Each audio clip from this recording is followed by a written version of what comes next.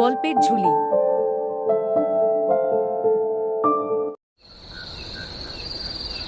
ঘটনাটা বেশ কিছুদিন আগের। ঢাকার ভেতরে একটা রেল স্টেশন ধরে হাঁটছিলাম। প্রচণ্ড গরমের একটা রাত। ঘড়িতে তখন প্রায় রাত 10:30 বাজে। মন বিক্ষিপ্ত হওয়ার কারণে আনমনে হাঁটছিলাম।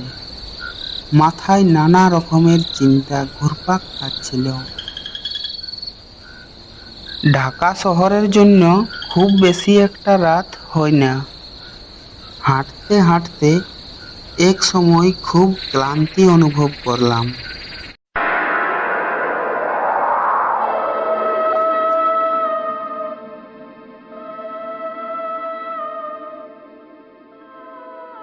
রেল লাইন যেখানে বাঁক নিয়েছে সেখানে একটা বাজার।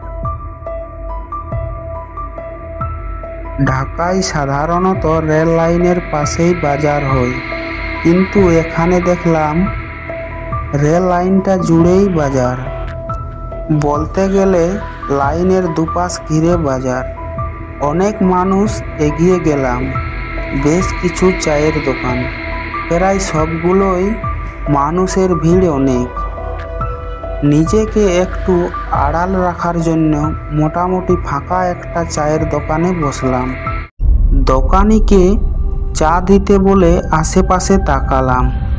নানা ধরনের মানুষ, কথা বলছে, ঝগড়া করছে, সাধারণত যা করে।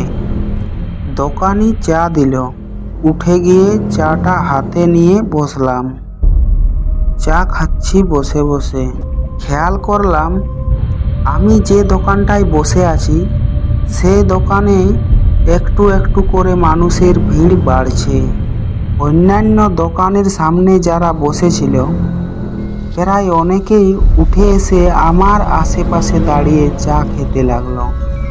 যদিও অবাক হবার কিছুই নেই, তবুও মনে হলো ইচ্ছে করে সবাই এই দোকানে আসছে। ফালতু চিন্তা করছি ভেবে দাঁড়ালাম। দোকানদারকে জিজ্ঞেস করলাম কত হয়েছে বিল। মনে হলো এই কথায় সবাই আমার দিকে তাকালো আর চোখে। অস্বস্তি বোধ করছিলাম। টাকা বার করার জন্য পকেটে হাত ঢোকালাম। দোকানিকে আবার জিজ্ঞেস করতেই সে বলল বিল লাগবে না। আমি বললাম কেন লাগবে না? আমি তো বিশেষ কেউ নই যে বিল লাগবে না। মানিব্যাগ বের করব। লক্ষ্য করলাম দোকানি আমার চোখের দিকে সরাসরি তাকিয়ে আছে। সবচেয়ে বড় ধাক্কা খেলাম যখন বুঝলাম চেষ্টা থাকা সত্ত্বেও আমি মানিব্যাগ বের করতে পারছি না। আমার ভয় লাগা শুরু হলো। দোকানি আমার দিকে তাকিয়ে বিদ্রূপের হাসি হাসল। আমি মানিব্যাগ বের করার চেষ্টা অব্যাহত রাখলাম। ভাবলাম কোনো কারণে আমি নিজের উপর দুর্বল হয়ে পড়েছি। এক সময় মানিব্যাগ বের হলো। 20 টাকার একটা নোট বিস্কুটের টিনগুলার উপর রেখে দিলাম এবং আমি দোকান থেকে বের হয়ে কিছু দূর চলে গেলাম।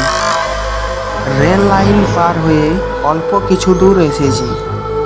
হঠাৎ বাজারের দোকানটার দিকে ফিরে তাকালাম। ওই দোকানে আগের মতোই ভিড়।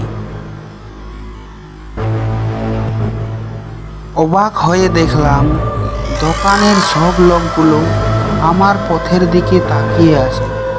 বিশেষ করে দোকানি, যে দোকান থেকে নেমে আসার পথের দিকে তাকিয়ে আছে। ভয় পেয়ে গেলাম প্রচণ্ড। ইচ্ছে হচ্ছিল দৌড়ে দিব, কিন্তু কেন জানি দৌড় দিলাম না। জোরে জোরে পা চালাতে লাগলাম। অল্প একটু এগিয়ে সামনে একটা রিক্সা দেখতে পেলাম। মনে হলো আজ আমি প্রাণ ফিরে পেলাম।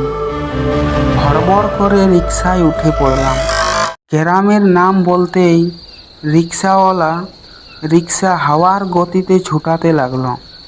ইচ্ছে হলো রিক্সাওয়ালাকে ধমক দিই এত জোরে চালানোর জন্য, তবে ভালোই লাগছিল তাই কিছু বললাম না।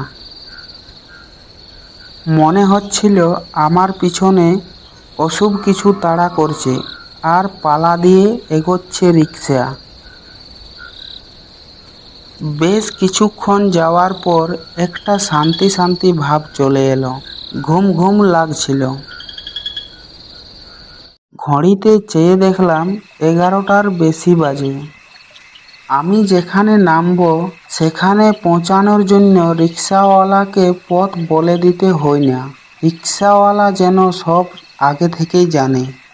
আমাকে ঠিক আমার বাড়ির সামনে পৌঁছে দিল।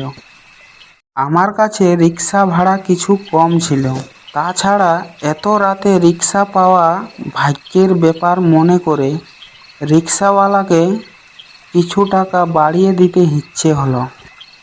রিক্সা থেকে নেমে বললাম, আপনি একটু দাঁড়ান, আমি টাকা নিয়ে আসছি। এই প্রথমবার আমি রিক্সাওয়ালার চেহারা দেখলাম। মনে হলো আগে কোথাও দেখেছি। কোথায় দেখেছি চিন্তা করতে করতে আমি টাকা আনতে বাড়িতে গেলাম। টাকা নিয়ে বেরোবো, হঠাৎ ওই সময় মনে পড়ল বাজারের দোকানই ওই লোকটি। সাথে সাথে ঝড়ের বেগে দরজাটা খুলে বের হলাম। কেউ নেই ওখানে। হাত পা ঠান্ডা হয়ে গেল।